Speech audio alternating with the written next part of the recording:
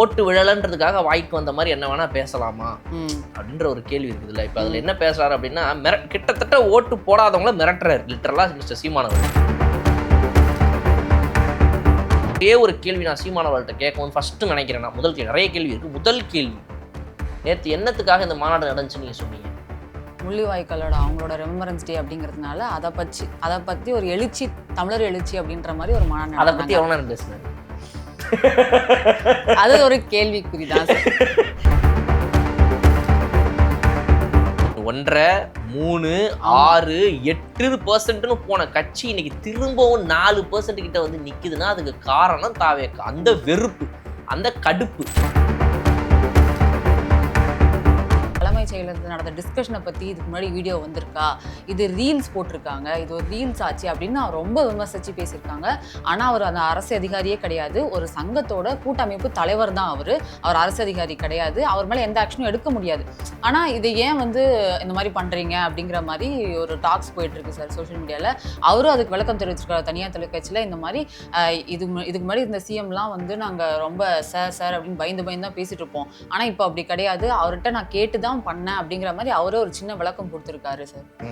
ஆனால் இதை இப்போ இது பண்ணிட்டு இருக்காங்க, ட்ரெண்ட் பண்ணிட்டு இருக்காங்க. ஒன்றும் இல்லைங்க, 500, 1000, 1500 அவ்வளோதான். நீங்கள் பார்த்த அந்த நியூஸுக்கான அமௌண்ட் இதுதான்.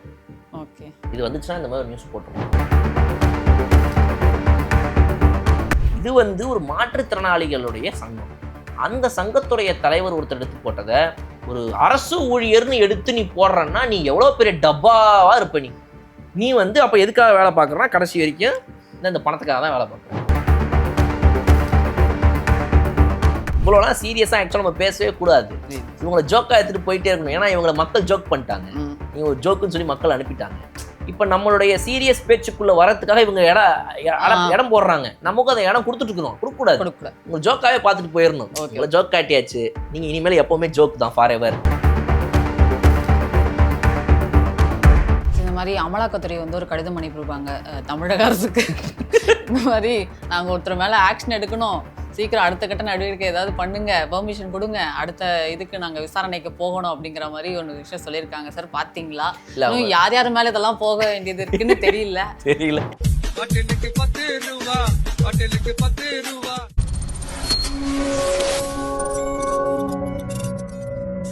கலர்கண்ணாடி நேயர்களுக்கு வணக்கம். இன்னைக்கு என்னென்ன முக்கிய நிகழ்வு நடந்துச்சு அப்படின்றத பற்றி நம்ம இந்த வீடியோவில் டிஸ்கஸ் பண்ணலாம். வணக்கம் சார். வணக்கம் சார். நேற்று வந்து முள்ளிவாய்க்கால் ரெமம்பரன்ஸ் டே சார். அதுக்கான சீமான் அவர்கள் கட்சி சார்பாக ஒரு மாநாடு நடந்தது. அதில் வந்து தேவையில்லாமல் ஒரு சில வார்த்தைகளை அவர் விட்டுருக்காரு அப்படின்னு சொல்லலாம். ஏன்னா முதல்வர், அது மட்டும் இல்லாமல் இலங்கை எம்பி ராமநாதன் அர்ச்சுனா அவர்களை பற்றிலாம் ஒருமையில் பேசியிருக்காரு அவர்.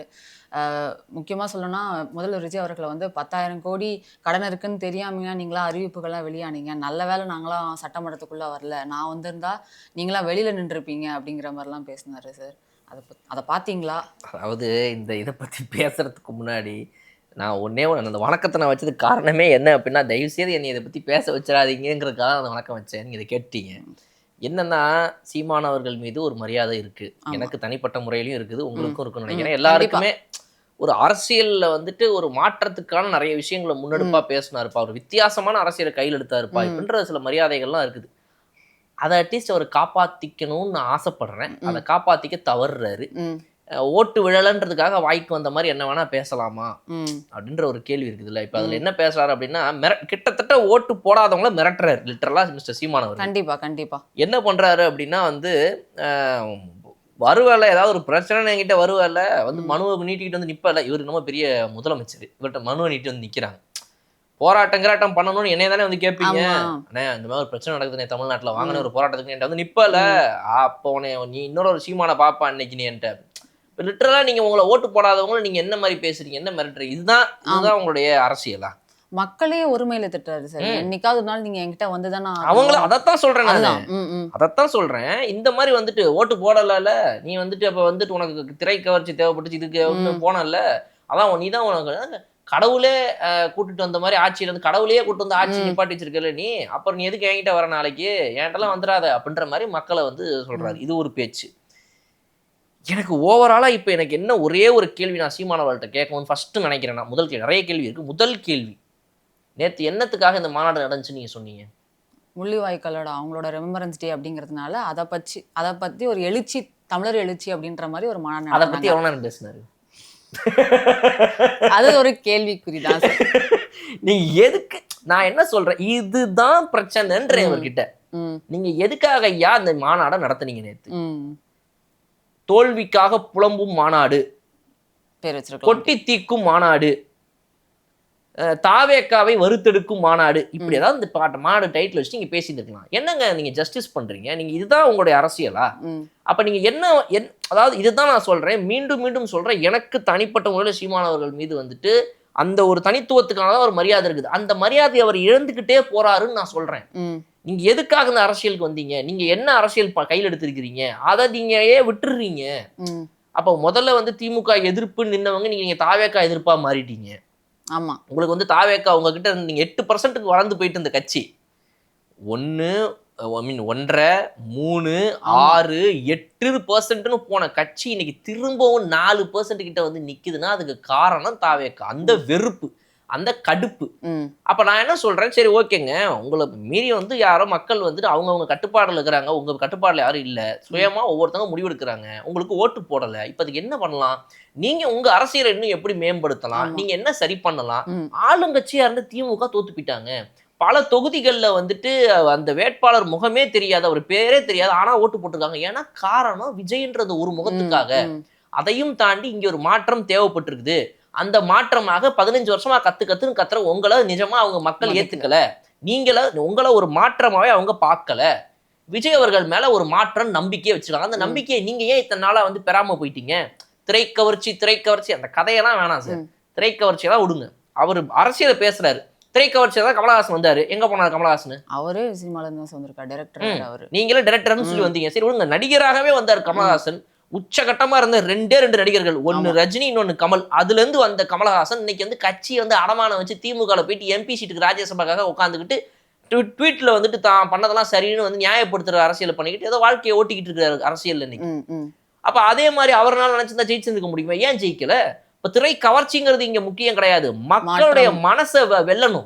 அப்படிப்பட்ட அரசியலை முன்னெடுத்திருக்காரு, அதுக்கான முயற்சிகளை போட்டிருக்காரு. 33 வருஷமா அதுக்கான கட்டமைப்பை நடத்திருக்காரு. 1992 நாளைய தீர்ப்புன்ற படத்தோட டைட்டில் இருந்து ஆரம்பிச்சு இன்னைக்கு மக்களுடைய இன்றைய தீர்ப்பா அவர் வந்து நின்றுருக்காரு. மக்கள் தீர்ப்பை வந்து இன்னைக்கு அவங்க பக்கம் நின்றுருக்குது. அப்படிப்பட்ட ஒரு அரசியல்வாதியை நீங்க ரொம்ப ஏளனமா ரொம்ப சிம்பிளா அப்படியே வந்து பேசிட்டு நீங்க போயிட்டீங்க அப்படின்னா அது உங்களுக்கு தான் லாஸ். நீங்க உங்களுடைய தவறை புரிஞ்சுக்கணும். திமுக என்ன பண்ணுதோ அதை தான் நீங்களும் பண்றீங்க. அப்ப இது வந்து சும்மா போயிருச்சு, ஓட்டு திரை கவர்ச்சின்னு சொல்லி போயிருச்சு, மக்கள்லாம் நீங்க அந்த பக்கம் போயிட்டீங்க, உனக்கெல்லாம் வந்து உனக்கு வந்து மக்கள் வந்துட்டு உனக்கு தெரியல, கத்துன்னு கத்திக்கிட்டு இருக்கேன் உனக்கெல்லாம் அப்படின்றாரு. ஸோ உங்களுக்கு வந்து அந்த கடுப்புல இப்படி வந்து உட்காந்து பேசுறீங்க, எல்லாம் ரைட்டுங்க. இதெல்லாம் ஒரு பெரிய பிரச்சனைன்றதை கூட நான் பார்க்காம நான் நெக்ஸ்ட் என்ன பார்க்குறேன் அப்படின்னா, மக்கள் எதுக்காக அன்னைக்கு இங்க வந்தாங்க? ஓகே, முள்ளிவாய்க்கால் பிரச்சனைக்காக நீங்க பேச வந்திருக்கீங்க. அந்த முள்ளிவாய்க்கால் மேசக்கரை பத்தி பேச வந்திருக்கீங்க. மே 18ங்கிறது எவ்வளவு பெரிய கொடூரமான நாள். அந்த நினைவு நாள்ல வந்து நீங்க உட்காந்து உங்க கட்சி தோத்து போனதை பத்தி ஏன் சார் இவ்வளவு நேரம் பேசிட்டு இருக்கீங்க? பேசியிருந்திருக்கலாம், ஒரு 5 நிமிஷம் பேசியிருந்திருக்கலாம். முள்ளிவாய்க்கால் சம்பந்தப்பட்டு நீங்க எத்தனை நிமிஷம் பேசியிருந்திருக்கணும்?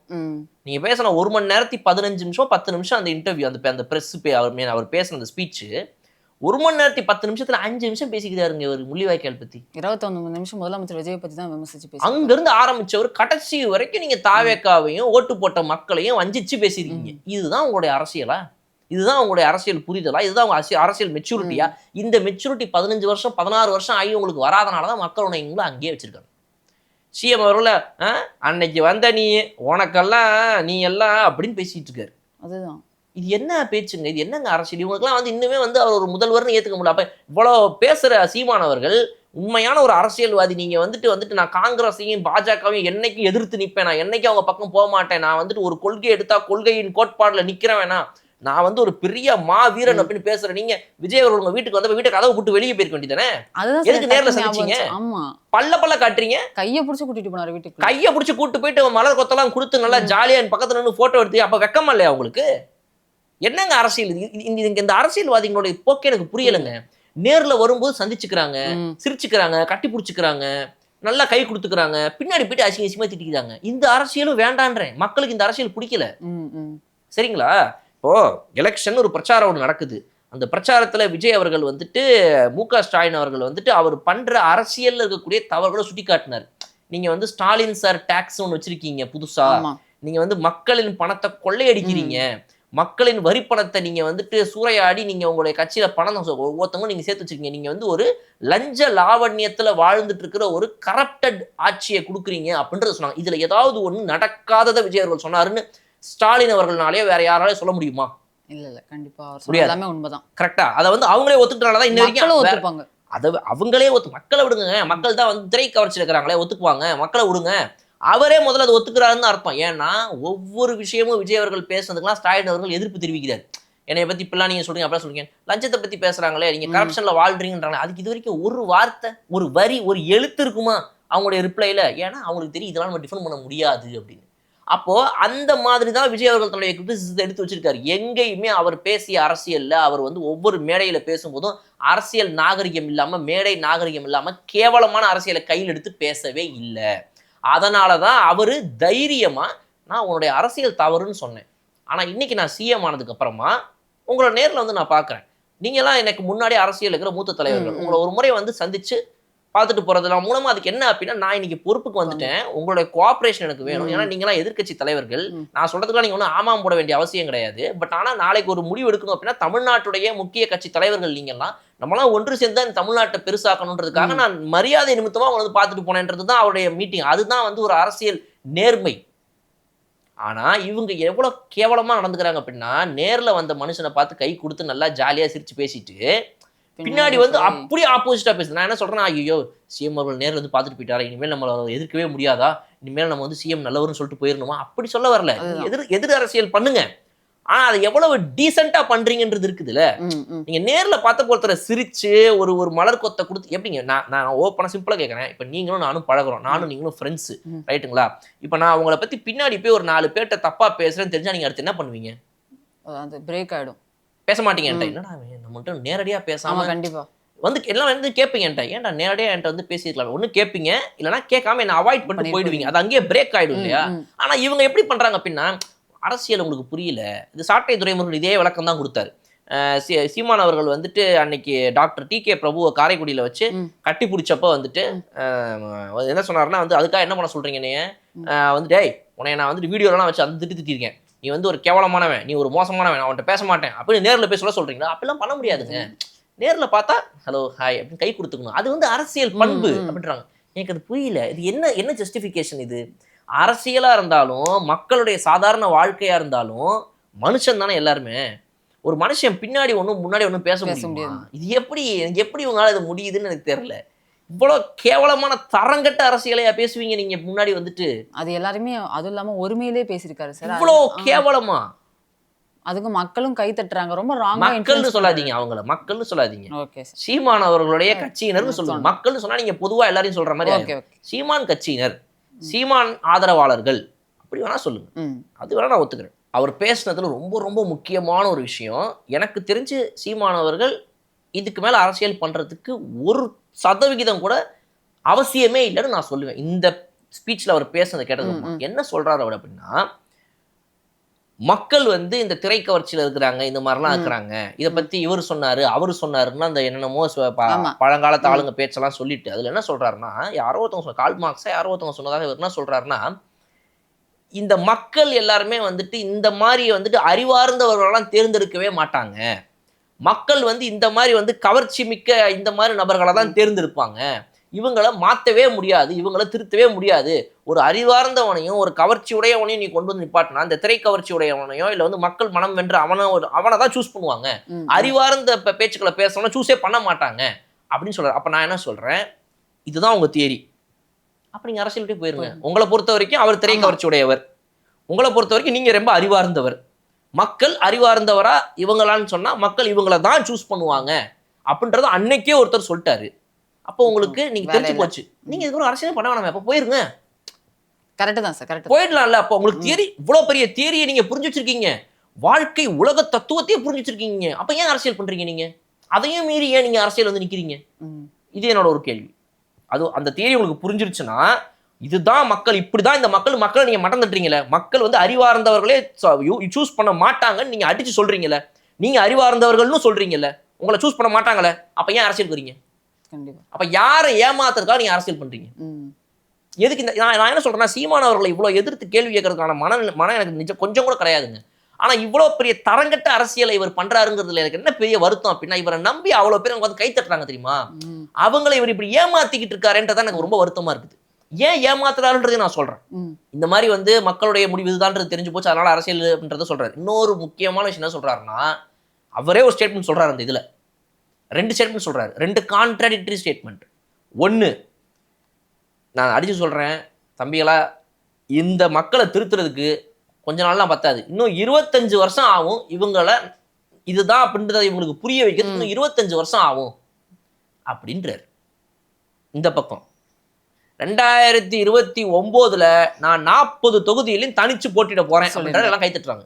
இது 2 கான்ட்ராடிக்டரி ஸ்டேட்மெண்ட். நான் என்ன சொல்றேன், 25 வருஷம் ஆகும் இந்த மக்களுக்கு இதெல்லாம் புரிய வைக்க. ஒரு நாள் நீங்களாம் என்னை தேடி வருவீங்க. 25 வருஷம் ஆனாலும் இந்த மக்கள் நமக்கு ஓட்டு போட மாட்டாங்க. இவங்க நமக்கு ஓட்டு போடுறதுக்கே 25 வருஷம் ஆகும் இன்னுன்றது அவரே சொல்றாரு. அப்ப நீங்க எதுக்கு சார் 2029 எலெக்ஷன்ல தனியா போட்டிட போறீங்க? இது சும்மா ஒரு பயிற்சி அப்படின்னு சொல்லலாமா நீங்க? அந்த பயிற்சி யாரோட காசு நடக்குது? புரியுது. திரள் நிதியில வருது அந்த பயிற்சி. அந்த திரள் நிதி எங்க இருந்து வருது? பல நாடுகள்ல, யூரோப்லயும், யூகேலையும், கனடாலையும் எவ்வளவோ நாடுகள்ல புலம்பெயர்ந்து இலங்கையிலிருந்து அவங்களுடைய வாழ்வை விட்டுட்டு, அவங்க நாட்டை விட்டுட்டு, அவங்க குடும்பத்தை விட்டுட்டு, அவங்களுடைய பல துயரங்களை தாண்டி இன்னைக்கு நம்ம உயிர் வாழ்ந்தா போதுண்டான்னு இந்த நாட்டை விட்டே ஓடி 22% இருந்த இலங்கை தமிழர்களுடைய எண்ணிக்கை இன்னைக்கு 8% மாறி இருக்குது. 8% மக்கள் தான். அதாவது அங்க இருக்கிற 100 பேர்ல இலங்கையில் இன்னைக்கு 8 பேர் தான் தமிழர்கள். அப்படிப்பட்ட இதை தாண்டி, அந்த வழியை தாண்டி அந்த மக்கள், சீமான் அவர்கள் தமிழ்நாட்டில் ஒரு அரசியல் பண்றாரு, அவர் நம்ம ஈழத்தமிழர்களுக்காக பண்றாரு அப்படின்னு அவன் கஷ்டப்பட்டு சம்பாதிச்ச காசு வந்து உங்களுக்கு அனுப்புறாங்க பணத்தை. அந்த நாட்டை விட்டு யூகேலையும், கனடாலையும், யூரோப்லையும் போய் தங்கிட்டு இருக்கிற மக்கள் பிஸ்னஸ் பண்ணி வேலை பார்த்து அவங்க அங்க சம்பாதிக்கிறதுல இருந்து அவங்கெல்லாம் ஒன்று சேர்த்து அனுப்புற அந்த பணத்துல நீங்க ஜெயிக்கவே மாட்டீங்கன்னு உங்களுக்கு தெரியும். அதை நீங்களே மேடை ஏறி உங்க மக்கள் முன்னாடி உங்க வாயால சொல்லுவீங்க. இன்னும் 25 வருஷம் ஆகும் இந்த மக்கள் நம்மளை புரிஞ்சுக்கிறதுக்கு, அது வரைக்கும் இவங்க இப்படித்தான் இருப்பானுங்கன்னு சொல்லுவீங்க. ஆனா 2029 நீங்க நிப்பீங்க. அதுக்கு பணம் வந்துட்டு ஒரு செவுத்து பின்னாடி இந்த மாதிரி போய் நின்றுட்டு, அன்பார்ந்த என்னுடைய மக்களே, இந்த தமிழ் சமுதாயத்துல அப்படின்னு சொல்லி நீங்க பேசி திரள் நிதி திரட்டுவீங்க. என்ன ஏமாத்து வேலைங்க இது உங்களுக்கு? ஏங்க நான் மறுபடியும் சொல்றேன், சீமான் அவர்கள் எலெக்ஷன்லயே நிக்க கூடாதுன்னு நான் சொல்லல. 25 வருஷம் அப்புறம் தான் இந்த மக்கள் நம்மளை புரிஞ்சுப்பாங்க, ஓட்டு போட மாட்டாங்க அது வரைக்கும் இவரே சொல்றாரு. தான் தோத்து போவேன்னு தெரிஞ்சு தான் தோத்து தான் போறேங்கிறத சொல்லிட்டு யாராவது ஒருத்தங்க எலெக்ஷனுக்கு போய் நீங்க பாத்துக்கீங்களா? இல்ல சார். அது மனதார அவங்களுக்கு தெரிஞ்சா கூட சொல்ல மாட்டாங்க. நான் ஜெயிப்பேங்க, நான் வருவேங்க, பாஜக கூட சொல்லிட்டே இருக்குது தமிழ்நாட்டில் பாஜக தாமரை மலரும்ன்றாங்க. மலரவே மலராதுன்னு சொல்லிட்டு அவங்க வந்து நின்னாங்களா எலெக்ஷனுக்கு? அப்ப நம்ம கேட்கலாம், ஏங்க மலரவே மலராது சொன்னீங்க, அப்ப எதுக்கு எலெக்ஷனுக்கு வரீங்க நீங்க? அப்ப நம்ம சட்டையை பிடிச்சி கேட்கலாம். நீங்க இவர் என்ன சொல்றாருன்னா, ஓப்பனா வந்து 25 வருஷத்துக்கு வரமாட்டேன்னு சொல்லிட்டு யாரு பணத்தங்க ஏமாத்தினீங்க? இன்னொன்று, இந்த பணங்கிறது கூட ஒண்ணுங்க. இன்னொரு முக்கியமான விஷயம், இங்க இருக்கிற அந்த மக்கள் அவர் எவ்வளவு நம்புறாங்க பாருங்க. அவருக்காக அந்த ஓட்டு போட்ட அந்த 4% ஓட்டு மக்கள், அந்த சில லட்சம் மக்கள் ஓட்டுக்கள்ன்றது வந்து ஓட்டு மட்டும் கிடையாதுங்க, அந்த மக்களுடைய நம்பிக்கைங்க. அவர் ஒரு நம்பிக்கையா பாக்குறாருங்க, அவரை மதிக்கிறாருங்க. அவர் வந்து ஏதோ ஒரு மாற்றத்துக்காக பேசுறாரு, ஒரு மாற்றத்துக்கான அரசியல் பண்றாரு, விவசாயிகளுக்காக பேசுறாரு. அவருடைய பிரசன்டேஷன்லாம் பாருங்க, எலெக்ஷனுக்காக அவர் கொடுத்த பிரசன்டேஷன் அவ்வளவு அழகா இருக்குது. அதெல்லாம் வந்து நான் இப்படி ஒரு ஃபேக்டரி வைப்பேன், இப்படி அந்த விஷன் அவருக்கு இருக்குது. பட் நான் என்ன சொல்றேன்னா, அந்த விஷன் எல்லாம் தாண்டி உங்களுக்கே தெரியுது, நீங்க அரசியல்ல நின்னா ஜெயிக்க மாட்டீங்க, உங்களுக்கு யாரும் ஓட்டு போட மாட்டேங்கிறாங்க, ஒவ்வொரு தேர்தலையும் தோத்துக்கிட்டே இருக்கிறீங்க, இது உங்களுக்கு தேர்தலே கிடையாது, தோத்துக்கிட்டே இருக்கிற ஒரு தேர்தல் அப்படின்றது உங்களுக்கு தெரிஞ்சு போச்சு. அப்படிப்பட்ட ஒரு அரசியல்ல நீங்க ஏன் இருக்கணும்? அது உங்க காசு, நடத்துங்க சார். உங்க சொந்த காசு நீங்க நடத்துங்க, யாருமே உங்களுக்கு கேட்க போறது கிடையாது, நடத்துங்கன்னு சொல்லலாம். ஆனா நீங்க திரள் நிதியில இந்த கட்சியை நடத்துறீங்க. இதை இந்த கட்சிக்காக ஓட்டு போடுறவங்களும் அங்க உட்காந்து கையை தட்டிட்டு இருந்தாங்க. ஒவ்வொரு தடவையும் முதல்வர் அவர்களை பத்தி அவர் தவறா பேசும் போதெல்லாம் விசிலடிச்சாங்க பாருங்க அங்க உட்காந்துக்கிட்டு. அவங்க புரிஞ்சுக்கணும் இதை. எனக்கு தெரிஞ்ச எவ்வளவோ தம்பிங்க, சின்ன சின்ன பசங்க, 20 வயசு பசங்க, 22 வயசு பசங்கலாம் அவ்வளவு பேர் அவருக்காக நம்பி போறாங்க. இப்ப நான் என் வாட்ஸ்அப் ஓப்பன் பண்ணா கூட நேற்று இவர் பேசினதெல்லாம் இப்ப ஃபயர் விட்டுட்டு அந்த வாட்ஸ்அப் வச்சுக்கிறாங்க பசங்க. அந்த பசங்க ஏமாந்து போறாங்கன்றதான் என்னுடைய வருத்தமே. அவங்க இன்னும் நம்புறாங்க, பரவாயில்லப்பா இந்த தடவை வர முடியனாலும் பரவாயில்ல. அப்போ உங்களுக்கு இந்த தடவை ஒரு பெரிய ரியாலிட்டி ஹிட் ஆயிடுச்சு. 1, 3, 6, 8ன்னு போன நீங்க 4க்கு வந்துட்டீங்கன்னா திரும்ப இதை நீங்க எட்டுக்கு எடுத்துட்டு போக முடியுமா? அப்ப நம்ம எப்படா வெற்றியை பார்ப்போம்? நம்ம அவ்வளவுதான, நம்ம அரசியல்ன்ற ஒரு ரியாலிட்டி உங்களுக்கு இன்னைக்கு ஹிட் ஆயிருக்குது. அதனாலதான் இவ்வளவு நேரம் நீங்க உட்காந்து போராடுறீங்க, பேசுறீங்க. நீங்க அப்படிப்பட்ட நீங்க நான் என்ன சொல்ல, இது என்னப்பா தீர்வு? என்னப்பா இது? சரி ரைட்ப்பா, தோத்தே போயிருவோம் தெரிஞ்சாலும் கூட நாங்க மக்களுக்காக போராடுவோம், மக்கள் எங்களை எவ்வளவு தடவை வீழ்த்தினாலும் நாங்கள் மீண்டும் மீண்டும் எழுந்து நிற்போம். அது உன் காசு எந்திரிச்சு நிக்கணும். நீ மத்தவங்க காசுல இல்ல, மத்தவங்க காசுல கிடையாது, திரள் நிதியில கிடையாது. If you have a investor, do the business. If you have your own money, do the business. One time காசு கிடையாது, உனக்கு ஆஃபீஸ்க்கு இன்வெஸ்டரும் கிடையாது. உன் ஆஃபீஸ்லேயே வந்து வேலை பார்க்குறவங்க ஒரு 25 பேர்கிட்ட, தம்பி மாசம் மாசம் எனக்கு ஒரு 1000 ரூபா கொடுக்குறேன், எதுக்குப்பா? உங்களுக்குலாம் சம்பளம் கொடுக்கறதுக்கு, இந்த ஆஃபீஸ் நடத்துறதுக்குன்னு ஒரு 20 பேர் ஆஃபீஸ்க்கு வேலைக்கு வச்சுட்டு உங்ககிட்ட இருந்தே நான் காசை வாங்கிட்டு நான் ஆஃபீஸ் நடத்திக்கிட்டு இருந்தா என்ன நீ ஆஃபீஸ் வேலை பார்ப்பீங்களா? நீங்க யாரா பைத்தியம்? உனக்கு ஆஃபீஸ் நடத்தவே அவன்கிட்ட காசு இல்லை போல. கை கொடுத்துட்டு, சாரி பாலா, வருத்தமாக தான் இருக்கு உங்க நிலைமையை பார்க்கும்போது, எனக்கு இருந்தாலும் பரவாயில்ல, நீங்கள் இந்த ஆஃபீஸ் கொஞ்சம் சரி பண்ணிட்டு என்ன கூப்பிடுங்க, நான் வரேன்ட்டு போயிருவீங்க நீங்கள். ஆனால் அந்த மக்களை அப்படியும் போகாமல் அவரை நம்பி உட்காந்துக்கிட்டு இருக்காங்க. இப்படிப்பட்ட மக்களை நீ தோத்தே போயிருவங்கிறத நீங்களே உங்க வாயால மேடை ஏறி சொல்லிட்டு திரும்ப 2029 எலெக்ஷன் 40 சீட்டில் நிற்பீங்கன்னு சொன்னா அப்ப நீங்க ஜெயிக்க மாட்டீங்கிறது தெரியுதுல்ல. அப்ப அந்த 40 சீட்ல ஏன் நிக்கணும், எதுக்கு நிக்கணும், அது என்ன அரசியல்? அப்ப இது என்னடா தீர்வுன்னு கேட்டா, என்ன பொறுத்த வரைக்கும் சில இயக்கங்கள் இருப்பாங்க. ஒரு இயக்கமா மட்டும் இவங்க இருக்கட்டும், ஒரு அரசியல் கட்சியா ஏங்க வேண்டாம்னு சொல்லுவேன். இப்ப இந்த கட்சிக்கு ஒரு நல்ல கோட்பாடு இருக்குது, ஒரு நிறைய தத்துவம் இருக்குது, இவங்க வந்து நேர்மையா இருக்கிறாங்க, காசு கொடுக்கல, இது வரைக்கும் காசு கொடுத்து ஓட்டுவாங்கல்ல சீமானவர்கள், அது நம்ம எல்லாருக்குமே தெரியும். அப்படிப்பட்ட இருந்த ஒரு கட்சி இவ்வளவு தூரம் வளர்ந்து வந்திருக்குது, அந்த வளர்ச்சி இப்ப திரும்ப கம்மியா இருக்குது. இதெல்லாம் ஓகே, எங்களுக்கு புரியுது. அப்ப நான் என்ன சொல்றேன், நீங்க ஒரு இயக்கமா செயல்படுங்க, ஒரு போராட்ட இயக்கமா உங்களை வச்சுக்கோங்க, மக்களுக்காக குரல் கொடுக்குற ஒரு இயக்கமா நீங்க போங்க, அதுல நீங்க சூப்பரா வாங்க, பிரச்சனையே இல்லையே. உங்களுக்கு திரள் நிதி தேவை கிடையாது, உங்களுக்கு இருக்கிற ஒரு சின்ன சின்ன மீட்டிங் நடத்துறதுக்கு, ஒரு போராட்டம் நடத்துறதுக்கு, மக்களுக்கு ஏதாவது ஒண்ணுனா வந்து குரல் கொடுத்து நிக்கிற ஒரு இயக்கமா பண்ணிட்டு போங்க, தாராளமா சூப்பரா இயங்குங்க. ஆனா எதுக்கு உங்களுக்கு தேர்தல் அரசியல்? நீங்க தேர்தலுக்கு வரக்கூடிய அரசியல் கட்சியாக இருக்க வேண்டிய அவசியமே கிடையாது. பிகாஸ் உங்க வாயால you are saying that you will not win for the next 25 bloody years. Then whose money are you wasting here? Whose confidence and faith that they are keeping on your party you are wasting here? அதுதான் என் question. உன் கட்சி மீதும் உன் மீதும் மக்களுக்கு நான் ஏன் ஊன்னு சொல்றேன்னா, அவர் அதே மாதிரி பேசியிருக்காரு. ஆமா, ரைட்டுங்களா சார்? அதுக்கடுத்து இன்னைக்கு விஜய் அவர்கள் வந்து தலைமைச் செயலகத்தில் வந்து மாற்றுத்திறனாளிகள் சங்க தலைவர், அவங்க கூட்டமைப்பு தலைவர்களோட சிம்மசந்திரன் அவர்களோட மொத்தமாக எல்லா நிர்வாகிகளும் உட்காந்து பேசிட்டு இருந்தாங்க. அப்போ அவர் வந்து விஜய் அவர்களோட பெர்மிஷன் கேட்டு தான் வீடியோ எடுத்து போட்டதா வந்து அவர் குரூப்பில் ஷேர் பண்ணியிருக்காரு. அதுவும் அவர் பப்ளிக்காக போஸ்ட் பண்ணல, அவர் குரூப்பில் ஷேர் பண்ணியிருக்காரு. அவங்க குரூப்லேருந்து யாரும் இந்த மாதிரி பேசியிருக்காங்க, பண்ணி விட்டுருக்காங்க. அது இப்போ வந்து ரொம்ப பெரிய சர்ச்சையாக போயிட்டு இருக்கு சார். இந்த மாதிரி தலைமைச் செயலகத்தில் நடந்த டிஸ்கஷனை பற்றி இதுக்கு முன்னாடி வீடியோ வந்து இது ரீல்ஸ் போட்டிருக்காங்க, இது ஒரு ரீல்ஸ் ஆச்சு அப்படின்னு ரொம்ப விமர்சிச்சு பேசியிருக்காங்க. ஆனா அவர் அந்த அரசு அதிகாரியே கிடையாது, ஒரு சங்கத்தோட கூட்டமைப்பு தலைவர் தான். அவர் அரசு அதிகாரி கிடையாது, அவர் மேல எந்த ஆக்ஷனும் எடுக்க முடியாது. ஆனா இதை ஏன் வந்து இந்த மாதிரி பண்றீங்க அப்படிங்கிற மாதிரி ஒரு டாக்ஸ் போயிட்டு இருக்கு சார் சோஷியல் மீடியால. அவரும் அதுக்கு விளக்கம் தெரிவிச்சிருக்காரு தனியார் தொலைக்காட்சியில. இந்த மாதிரி இதுக்கு முன்னாடி இந்த சிஎம்லாம் வந்து நாங்க ரொம்ப சார் அப்படின்னு பயந்து தான் பேசிட்டு இருப்போம், ஆனா இப்போ அப்படி கிடையாது, அவர்கிட்ட நான் கேட்டுதான் பண்ணேன் அப்படிங்கிற மாதிரி அவரே ஒரு சின்ன விளக்கம் கொடுத்திருக்காரு சார். ஆனா இதை இப்போ வந்து இப்போ இது பண்ணிட்டு இருக்காங்க, ட்ரெண்ட் பண்ணிட்டு இருக்காங்க. ஒன்றும் இல்லைங்க, 500, 1000, 1500 அவ்வளோதான். நீங்கள் பார்த்த அந்த நியூஸுக்கான அமௌண்ட் இதுதான். ஓகே, இது வந்துச்சுன்னா இந்த மாதிரி நியூஸ் போட்டுடலாம். அதுக்காக பாவம் சார், அவரு நாங்கள் கொஞ்ச நேரத்துக்கு முன்னாடி அவர்கிட்ட ஃபோன் பேசணும், என்னதாங்க ஆச்சு அப்படின்ற மாதிரி பேசும்போது அவர் விளக்கம் சொல்லியிருந்தாரு. நான் வந்து இவ்வளோ ஃப்ரீயாக எந்த முதலமைச்சர்கிட்ட பேசினதில்லை, நாங்கள் இதுக்கு முன்னாடி டிவியில் தான் பார்த்துருக்கோம் சார், உங்களை நேரில் பார்த்ததில்லை அப்படின்னு சொல்லி பேசினோம். நிறைய பிரச்சனைகளை அவர் கேட்டார். இந்த மாதிரி ஊக்கத்தொகை விஷயங்களை பற்றி பேசினோம், எங்களை பார்த்துக்கிறதுக்கு ஒரு கமிட்டி மாதிரி ஏதாவது கிரியேட் பண்ணால் நல்லாயிருக்கும் அப்படின்ற மாதிரி நிறைய விஷயங்கள் நாங்கள் பேசினோம். அவ்வளோ தெளிவாக கேட்டாருங்க. ஒரு சில விஷயங்கள்லாம் சொல்லும்போது அவரே லைட்டாக கண்ணெல்லாம் கலங்கிட்டாரு. அதுவும் இல்லாமல் நாங்கள் உள்ளே வரும்போது எங்கள் கையை பிடிச்சி உள்ளே கூட்டிகிட்டு வந்து உட்கார வச்சாரு. அவ்வளோ அந்யோன்யமாக எங்கள் கூட பழகினாரு. இப்போ நான் வந்து அந்த வீடியோ எடுத்து எங்க குரூப்ல போட்டு இப்போ பெரிய சர்ச்சையான பின்னாடி அவர் மேல ஒரு கெட்ட பேர் வர்றது எங்களுக்கே ரொம்ப கஷ்டமா இருக்கு அப்படிங்கிற மாதிரி அவரே பேசியிருக்காரு. இதே மாதிரிதான் வந்துட்டு கரூர் துயர சம்பவத்துல இறந்த ஒவ்வொருத்தவங்களுடைய குடும்பத்தினரையும் விஜய் அவர்கள் நேரில் சந்திச்சு பேசினப்ப உள்ள அவர் எப்படிலாம் நடந்துக்கிட்டாருன்றது இவங்க வெளியே வந்து சொன்னப்ப, சும்மா இவர் வந்து கதை விட்டு இந்த மாதிரி விஷயங்கள்லாம் வந்து கட்டமைச்சு விஜய் அவர்கள் தான் போய் சொல்லியிருக்காரு.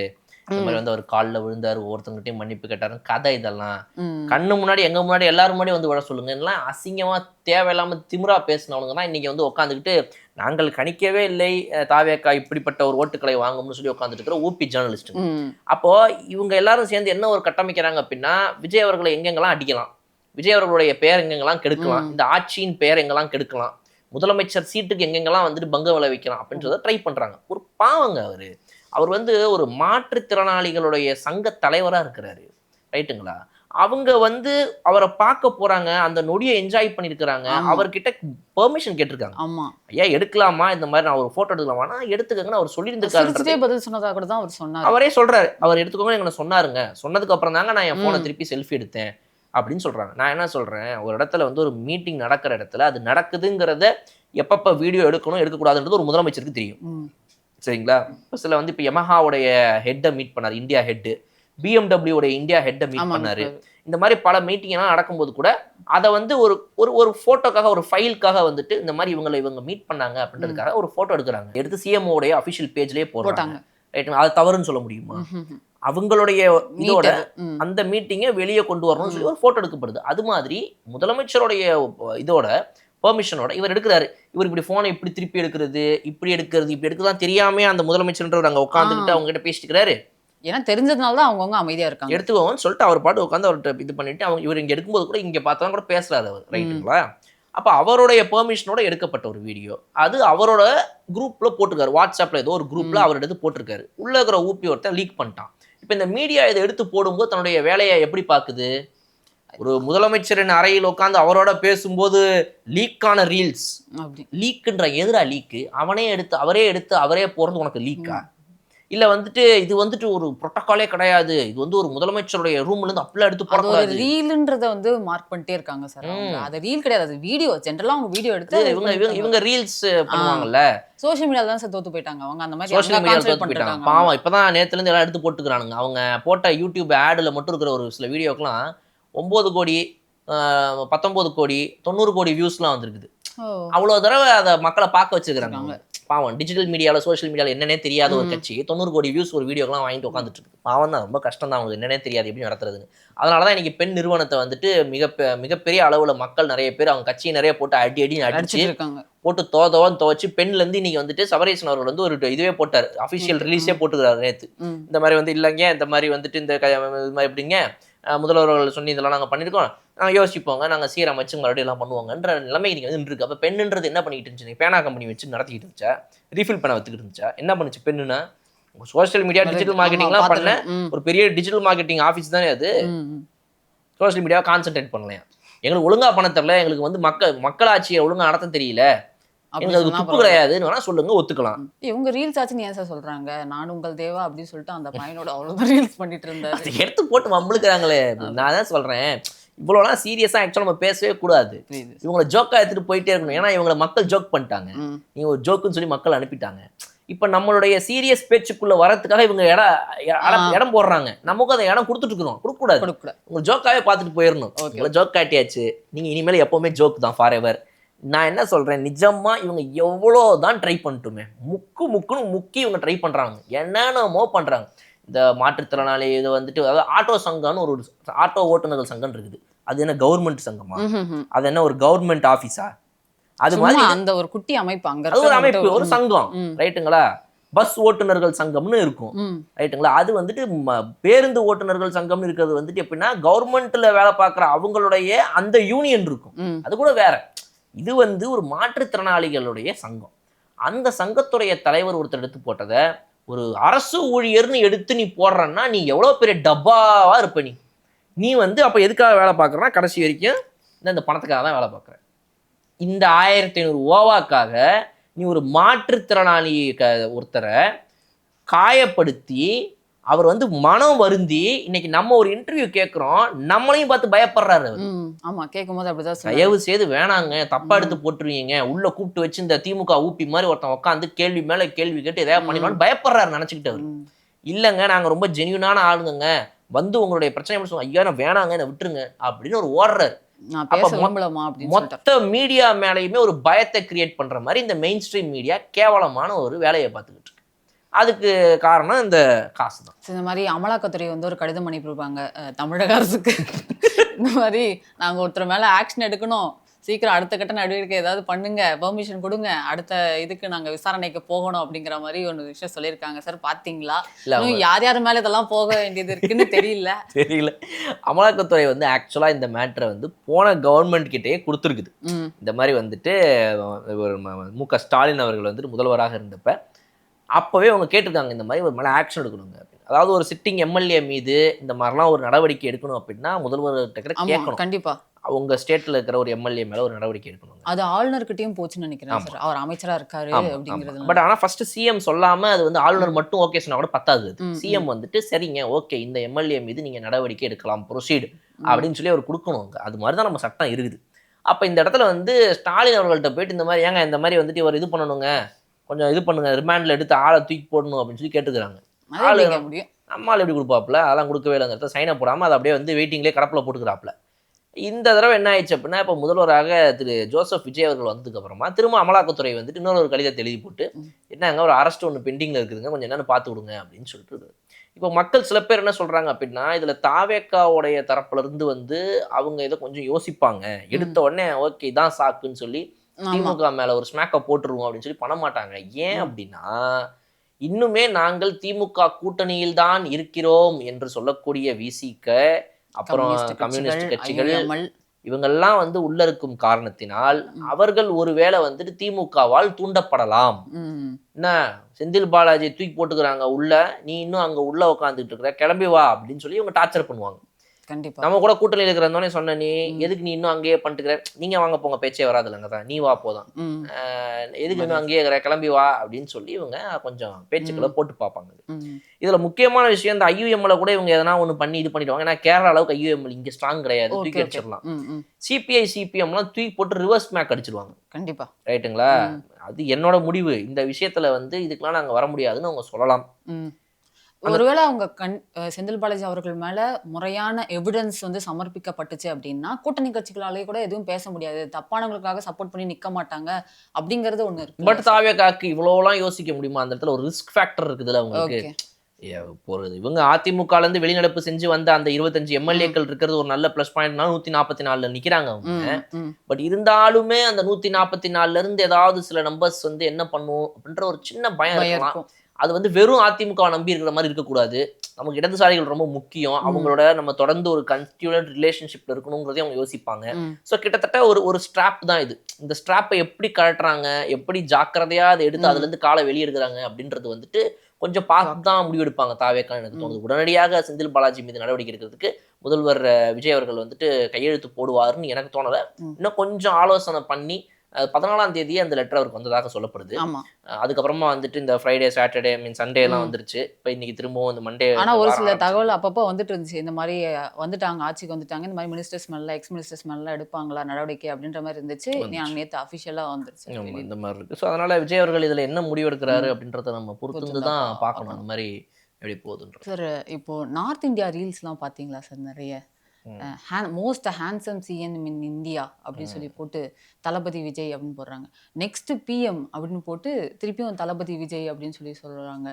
இது ஏன் இந்த மாதிரி? அதுவும் இந்த கடைசி 2 நாளா நிறைய அந்த மாதிரி ரீல்ஸ் வருது. அதுவும் பேசுறது எல்லாமே நார்த் இந்தியன் பீப்புள்ஸ்லாம்.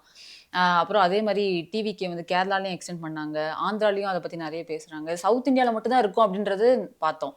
ஆனால் நார்த் இந்தியாலேயும் இது நிறைய வரவேற்று இருக்கு சார். தெரிஞ்சுதான் பண்றாங்களா இல்ல தெரியாம பண்றாங்களா அப்படின்னு தெரியல. விஜய் அவர்கள் வந்து இங்க தமிழ்நாட்டுல ஒரு மிகப்பெரிய ரெவல்யூஷனை கிரியேட் பண்ணி சிஎம் ஆயிட்டாருங்கிறது இட்ஸ் அ நேஷனல் நியூஸ். சரிங்களா? அது வந்து இந்தியாவில் இருக்கிற எல்லாருக்குமே தெரியும். அது வந்து டெல்லியில இருக்கிறவங்க, உத்தரகாண்ட்ல இருக்கிறவங்க, காஷ்மீர்ல இருக்கிறவங்க, பஞ்சாப்ல இருக்கிறவங்க முதற்கொண்டு எல்லா ஸ்டேட்ஸுக்குமே it's a highlighted flash news. எல்லாருக்கும் தெரியும் ஒரு ஆக்டர் விஜய்னு ஒருத்தர் இருந்தார்ல, ஆமா அவர் வந்து சிஎம் ஆயிட்டாராங்க, என்னையா சொல்ற நீ? ஆமா பொலிட்டிக்கல் பார்ட்டி ஆரம்பிச்சாருன்னு கேள்விப்பட்டேன். இந்த அளவுக்கு மக்களுக்கு இப்போ அங்கே தெரிஞ்சு போச்சு. ரைட்டுங்களா? So the respect that he has gained அது ஏர்ன் ஆகிட்டே அதிகமாகிட்டே போயிட்டு இருக்குது. அவர் மீது மக்களுக்குள்ள மரியாதை என்பது கூடிக்கொண்டே போகுது. அது வந்து நார்த் இந்தியாவிலையுமே அது அந்த அளவுக்கு கூடுது அப்படிங்கிறதுல எந்த ஒரு சந்தேகமும் நமக்கு வேண்டாம். அது இருக்குது. சில பேருக்கு என்ன அப்படின்னா அவங்களுடைய கட்சியில் வந்துட்டு திடீர்னு என்ன பண்ணுவாங்க, வந்துட்டு எலெக்ஷன் வரதுக்கு ஒரு 3 மாதத்துக்குலாம் முன்னாடி நார்த் இந்தியாவில் இருக்கிறவங்க கிட்ட வந்துட்டு இவங்களுடைய பென்சில் நிறுவனத்திலேருந்து இங்கேருந்து என்ன பண்ணுவாங்கன்னா ஒரு காசை அனுப்பி நார்த் இந்தியன்ஸ்லாம் வந்துட்டு oh, even in north India DMK is very popular here, we are very proud of mister Stalin அப்படின்னு சொல்லி எதனா ஒன்று எடுத்து போடுவாங்க. அப்புறம் கொஞ்ச நேரம் கழிச்சு அந்த ட்விட்டர் ஸ்க்ரீன்ஷாட்டு, வாட்ஸ்அப் ஸ்க்ரீன்ஷாட்டும் வந்துடும். இந்த மாதிரி ஒரு குரூப் இருக்குது நார்த் இந்தியாவில் இருக்கிற இந்த ஸ்டேட்டில் இருக்கிற இந்த ஊரில் இருக்கிற கிரியேட்டர்ஸுங்க, அந்த கிரியேட்டர்ஸ் குரூப்பில் ஒருத்தர் மெசேஜ் போட்டிருக்காரு தமிழ் ஆளு, இந்த மாதிரி வந்துட்டு ஹே இந்த மாதிரி வந்து தமிழ்நாட்டிலேருந்து ஒரு ப்ராஜெக்ட் உங்களுக்கு வந்திருக்கு ஹே, இந்த மாதிரி நீங்கள் வந்து 2500 ரூபாய்க்கு வந்துட்டு ரீல் பண்ணுறீங்களா ஹே அப்படின்னு சொல்லி நம்ம ஆளுங்க போட்ட கண்டென்ட்டும் லீக் ஆயிருந்துச்சு. ஸோ அதனால் அந்த மாதிரி சில பேர் வந்து நார்த் இந்தியாவில் பாப்புலாரிட்டி தேடி ஓ நார்த் இந்தியா வரைக்கும் நம்ம கட்சி வேற லெவலா அப்படின்னு சொல்கிறதுக்கு முயற்சிக்கலாம். பட் இந்த மாதிரி ஒரு வேளை ஆர்கானிக்காக கூட நடக்கலாம். எவ்வளோ ஆர்கானிக் அப்படின்னா வெஸ்ட் பெங்காலில் ஒரு பிளேஸில் டிவிகே சாங் போட்டு அந்த கட்சி கொடி போட்டு அங்கே வந்து டான்ஸ் ஆடிருக்காங்க with north Indians and south Indians 2 பேருமே இருக்காங்க. அந்த அளவுக்கு அவ்வளோ இதாக ரொம்ப சிம்பிளுங்க. இந்த அப்படி போடுன்னு ஒரு பாட்டு இருக்குது. இந்த பாட்டு வந்து அங்கே வரைக்கும் செம்ம ஃபேமஸ். நீங்கள் சும்மா உங்கள் நார்த் இந்தியன் ஃப்ரெண்ட்ஸ் யாராவது உங்கள் காலேஜில் படித்தவங்க அப்படி இப்படின்னு இருந்தாங்கன்னா நீங்கள் அவங்ககிட்ட இப்போ ஃபோனை போட்டு கொஞ்ச நேரத்தில் கேளுங்க, இந்த மாதிரி உங்கள் ஊர்லலாம் வந்து தமிழ் பாட்டிலே ரொம்ப ஃபேமஸான பாட்டு என்னதுன்னு கேட்டிங்க அப்படின்னா இந்த அப்படி போடு ஃபர்ஸ்ட் வந்துடும் அந்த லிஸ்ட்டில். இந்த டாப் 3 டாப் 4ல் வந்துடும். நாக்கமுக்க, அப்படி போடு, அப்புறம் வைதிஸ் கொலவெறி, இதெல்லாம் வந்து நம்ம தமிழ்நாடுன்னு சொன்னாலே ஏ தட் கொலவெரி கைஸ் அப்படின்றவானுங்க நம்மளை. நம்ம எப்படி வந்து அவங்க சப்பாத்தியுமோ அவங்க நம்மளை இட்லிம்பானுங்க, நம்ம அவனுங்களை வந்துட்டு பாவு பாஜியும்போம், நம்ம அவனுங்க வந்து தோசை வடம்பானுங்க. அந்த மாதிரி வந்து பாட்டுன்னு எடுத்துக்கிட்டீங்கனாலே அவங்களுக்கு நம்மளை பற்றி தெரிஞ்சதே ஒரு 3-4 பாட்டு தான். அதில் இந்த நாக்கமுக்க, வைதிஸ் கொலவெரி, அப்புறம் வந்து அப்படி போடு, இந்த 3 ரொம்ப ஃபேமஸ். அதனாலேயே விஜய் அவர்கள் அப்படி போடு பாட்டுக்காகவே விஜய் யாருன்னு அவங்களுக்கு தெரியும். இதுதான் அங்க இருக்கிறது. சிம்பிள் அரசியல் தான். நமக்கு வந்து இப்போ ஷாருக் கான்னா ஒரு 2 பாட்டு 2 படம் தெரியுமா, ஒரு 3 படம் தெரியுமா எல்லாருக்கும், அவ்வளவுதான். அது மாதிரி விஜய் அவர்கள்னா யாருங்கிறது அங்க தெரியும். தெரியாத அளவுக்கு ஒன்றும் தெரியாதவர் கிடையாது அவர். ஸோ அப்படிப்பட்ட ஒருத்தர் இன்னைக்கு பாலிட்டிக்ஸ்குள்ள வந்துட்டாருங்கும் போது அந்த பாட்டு கிட்டு போட்டு அந்த அங்கெல்லாம் இருக்கிற டிஜேஸ் எல்லாம் வந்து அந்த ஃபங்க்ஷன்ல பார்ட்டிலாம் இந்த விஜய் அவர்களுடைய பாட்டெல்லாம் போட்டு டான்ஸ் ஆடுறது, கட்சி பாட்டே போட்டு டான்ஸ் ஆடிக்கிறாங்க. அந்த கூத்தெல்லாம் நான் பார்த்தேன் ட்விட்டர்ல. இந்த மாதிரி வந்துட்டு விஜய் அவர்களுடைய இந்த உங்க விஜய் பாட்டை டிஜே ரீமிக்ஸ்ல போட்டு ஒருத்தர் அங்க எங்கேயோ ஒரு சங்கீத்துல போட்டு விடுறாரு. அங்க பசங்களாம் டான்ஸ் ஆடுங்கிறாங்க, ஹிந்திக்காரங்களாம். என்ன இந்த பாட்டா அப்படின்ட்டு அவங்க டான்ஸ் ஆடுறாங்க. ஸோ அதெல்லாம் இருக்குது, அந்த பாப்புலாரிட்டி அவருக்கு இருக்குது. பட் அந்த பிஎம் ஆகிற ரேஞ்சுக்கு அவங்க சொல்றாங்க அப்படின்னா அதுக்கு இன்னும் அவருடைய கட்டமைப்பு அதிகமாகும். சிஎம் ஆகிறதுக்கு கிட்டத்தட்ட 20-25 வருஷம் உழைச்சிருக்கிறாரு. அப்போலேருந்து அரசியல் படங்கள்ல பேசி மக்களுக்கான இதை பேசி இவ்வளவு தூரம் வந்திருக்காரு இவர். அவங்க சொல்ற அந்த ஸ்டேஜுக்கு போகணும்னா இன்னொரு 20 வருஷம் 25 வருஷம் அவருடைய கட்சிங்கிறதும் சேர்ந்து உழைக்கணும் அவரோட சேர்ந்து. இப்போ இன்னைக்கு கேரளாவில் எக்ஸ்பேன்ஷன் நடந்துகிட்டு இருக்குது. அது மாதிரி வந்து இலங்கையில் ஒருவேளை ஒரு எக்ஸ்பேன்ஷன் நடக்கலாம்னு கூட சொல்றாங்க. இலங்கையில் ஒரு டிவிகே உடைய இது பெருசா போகலாம் விங்குன்ற மாதிரி சொல்லப்படுது. இதெல்லாம் அடுத்த ஒரு 5 வருடங்கள்ல 10-15 வருடங்கள்ல நடக்கும்போது why not, maybe he can become the prime minister of India also. Definitely he has the potential. Okay.